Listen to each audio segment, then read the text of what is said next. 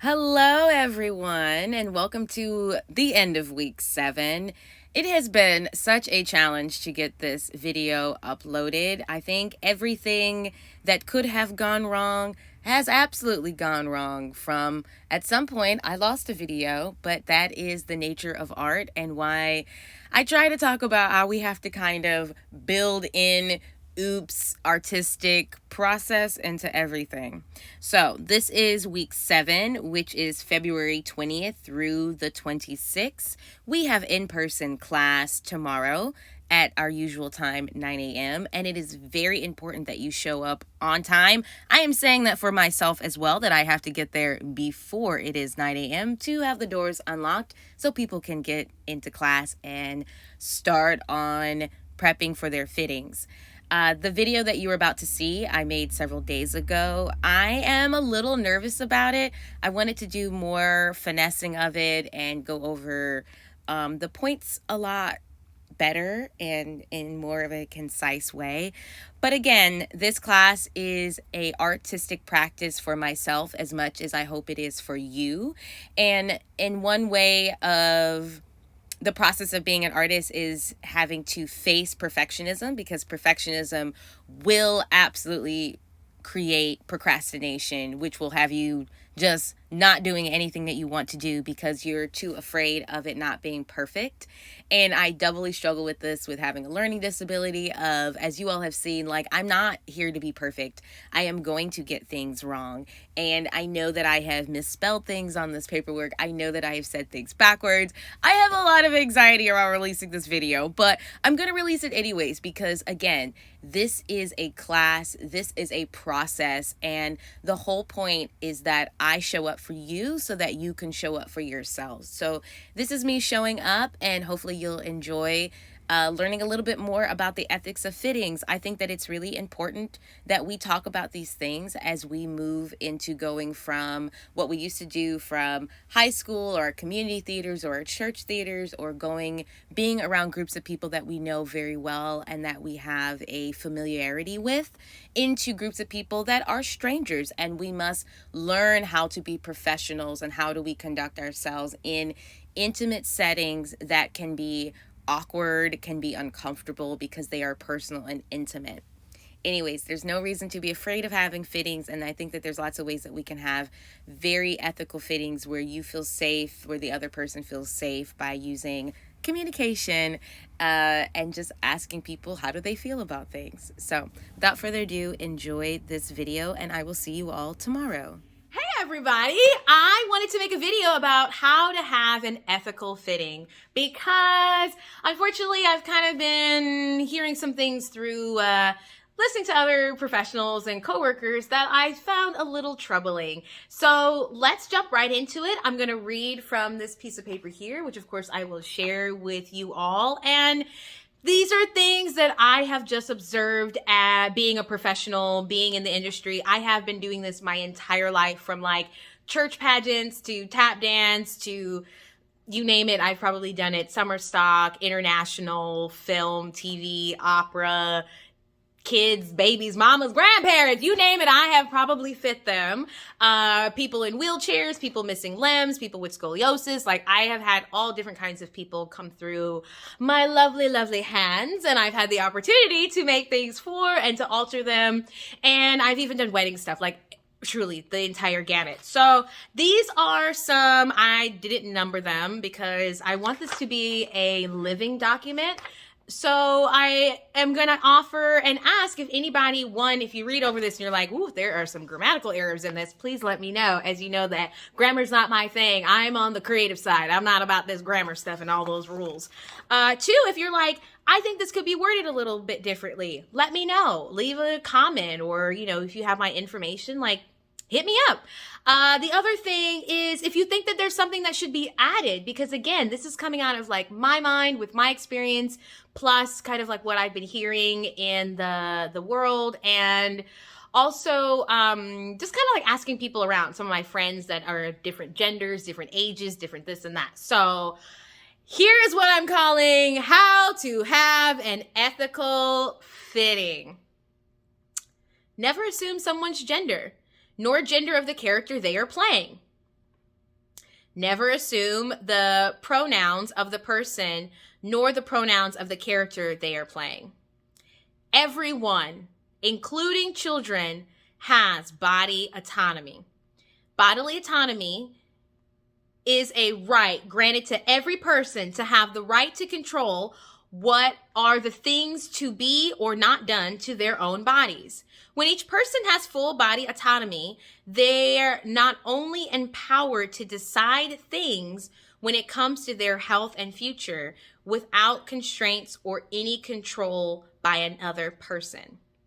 This is really, really important because we tend to sometimes get caught up in like the rigmarole and like, okay, next outfit, and completely forgetting that we are dealing with a human being. These are real people that have real bodies and they hurt when you pinch them. And that body has a right. It has a right to be touched when it wants to be touched and when not to be touched. You must receive verbal consent to touch any part of a person's body, including their personal belongings. Consent is defined, it is a verb, to permit, approve, or agree, comply, or yield. Example, he consented to the proposal. We asked her permission and she consented. Consent is very, very, very important. Don't just assume because you know this person. Don't assume because they seem friendly. Don't assume because you are the same gender, the same ethnicity, the same religion. Oh, we had our babies together, so we're the same. No, absolutely not. Everybody has rights to consent. Everybody. Absolutely everybody. Do you remember back in the day it was like, consent is sexy? I was thinking of making a pin that was like, consent is fashion, or like, consent is me, or something like that. Like, let's make it fashionable, like make consent a thing because we need it in this world. When having a fitting with minors, people under 18, you must receive verbal consent from parent, guardian, or the minor, as well as ask both the parent, guardian, and minor being fitted what is their comfort level with you being in the room alone with the minor or having the parent or guardian participate in the fitting. What I mean is that please, again, do not imply that because you have a X experience that X experience is going to carry you into this experience. Everybody has different levels of comfort, different levels of wanting to show their body to strangers or people that they know. Maybe they're just having a day for this. Everybody has the right to show their body to whomever they want to, including children. Also, remember, we are strangers. If we're dealing with a child, we're handling a child, we're fitting a child. This is a child. They have less rights than I do as an adult. Remember, consent also plays a huge role in power. So when approaching someone who has less power than you, it is not good to say, hey, I'm going to stay in the fitting because it's like way easier for us to just like get through this. And like, you can just like go ahead and like, you know, just take off your shirt and like we'll put it on and be like really quick. Okay, buddy. All right, let's go. No, none of that. I see it all the time. And sometimes the kids are just like, okay, it's an adult. I don't have rights because I'm 7 and I'm not used to saying that I can and can't do things. But no. This is the rise of gentle parenting and consent, and we follow people's pronouns and we give them respect. We respect all people, including children. So now what I do is when I'm in the situation, I get verbal consent from the parent guardian of like, hello, this is my name. We're going to go into this fitting. Here are the items that we're going to be fitted. If it's a bathing suit fitting, I let them know that we're going to be fitting bathing suits because a lot of times they don't know. People get hired to just do the job, but they don't necessarily know what they need to wear. And a lot of things kind of get lost in translation. We try our best to communicate to them ahead of time, but sometimes it just doesn't happen. So I let them know, like, we're having a bathing suit fitting. What is your comfort level? Here are your options. Give them options. I have a changing tent that you are more than welcome to use, and we will close that thing up and you can change. You can go to the bathroom. I always find the closest bathroom. You and your guardian parent can go there. I can walk with you. We can all go there together. I can stand outside the changing tent so you know that you're not going to be trapped in there, because some kids are like, it's so dark, I can't see how to get out. I'm like, that's okay. I'm right here. Do you want it half? Like, I let them tell me what is their comfort level. And most of the time, by the time we get through the first fitting, the first couple of items, sometimes their comfort level changes. Sometimes by the third one, the kid's like, don't care. And they'll like, and you're like, I'm like, like, here, go back in the changing tent. There's like other adults, you know, all this kind of stuff. And the same goes for adults. Everybody has different levels of comfort. Always respect another person's right to religious freedom and religious expressions, including modesty clothing, body coverings, as well as gender rules on how much or which body parts can be shown.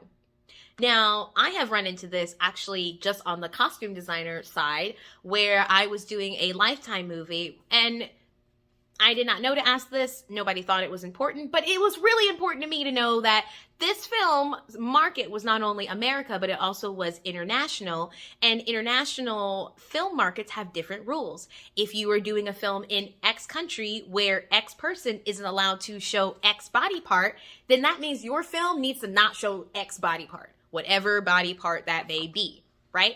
So the same kind of goes as like, let's talk about this before we get on to set of what are your, if you have any religious things. And that's really all I say. I'm like, you know, hello, this is my name, you know, your character is XYZ, you know, how are you feeling about this? Like, we go through it, you know, what are your thoughts? And then also, are there any religious things that you want to observe that are part of your culture that I need to know about as it relates to your costume? Like, if they are X faith and they have to wear X underwear, undergarments, under whatevers, we need to know these things. Again, it's not to shame. It's not to tell someone like, well, you can't be wearing that. It's not about the judgment. It's not about that. It's purely information. And then we go from there. But when you approach things with respect and from a heart of like openness, it's amazing how people will really meet you there and see if there's a way that we can find some medium ground. Oh, this is a big one. Be cautious about making comments about how the clothing fits and not the size of the person's body. The purpose of the fitting is to A, fit the body with bought clothing or clothing that must be altered or clothing that is built.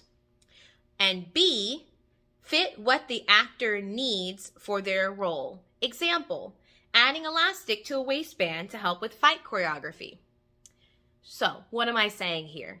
If you say you're fitting something and they're turning around here and you're like, oh, well, it's really getting hinged on that back fat right there. Like, oh, if it wasn't just like, if there wasn't all this flesh right there, you know, we could really just pull it. The flesh is not the problem. You were the problem. The stylist is the problem. The fashion industry is the problem. The person's body is never, ever, ever the problem. The problem is that we can't take everybody with us when we go shopping, and all we have are measurements and guesses and pictures. And the way that a person's fat, which I do not believe that fat is a bad word. I use it as a medical term. We have adipose fat, we have brown fat, we have white fat, we have yellow fat.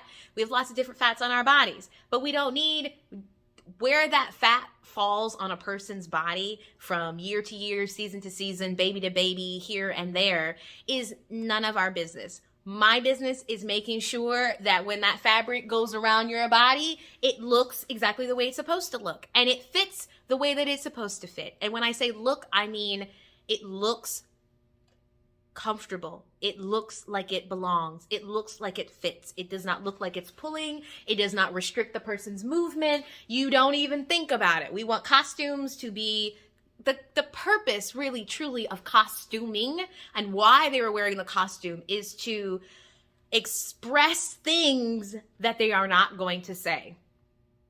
Now, Sometimes the costume is to express that everything that they're wearing is too tight or too big or too this for the thing. And that is something that we play with in storytelling and in the design. But in the fitting, it is not about the person's thigh. It's not about the person's this. It's not about, oh, if your arms weren't so long, everything I bought would fit you.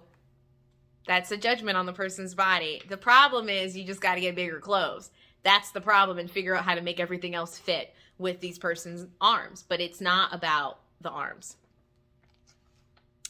Be sure to ask questions about underwear, support garments. Example, knee braces, binders, bras, Packers, Spanx, which is, the official brand name. I couldn't remember the unofficial name. I guess support.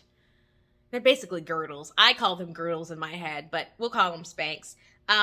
All body types and genders wear support clothing. These items must be discussed and accounted for during the fitting. Now, sometimes if you're working with dancers, they'll be like, oh, I got a knee thing here and I got an ankle over there. And they'll tell you I have to have a back brace. But other talent will be a lot quieter about it. Sometimes older talent, maybe they're playing a grandfather role or a grandmother role, they can be a little more sensitive about their own abilities, their own aging bodies. And so it's our job to make nothing is a big deal. I want to know about your knees. I want to know if you need an ankle brace, because if that is something you need to wear, then I need to know that. So I'm not going to put you in sandals because we're going to see it. Or we have to figure out this is a really high intensity scene, so you got to wear your ankle brace for that, but then we're going to change your shoes and you're not going to wear it for the dance scene.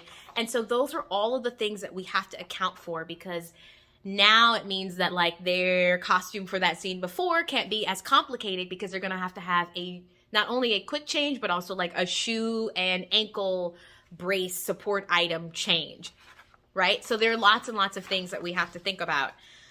Next point, be honest with your talent about realistic expectations. Many times we want to buy and build everything for each actor.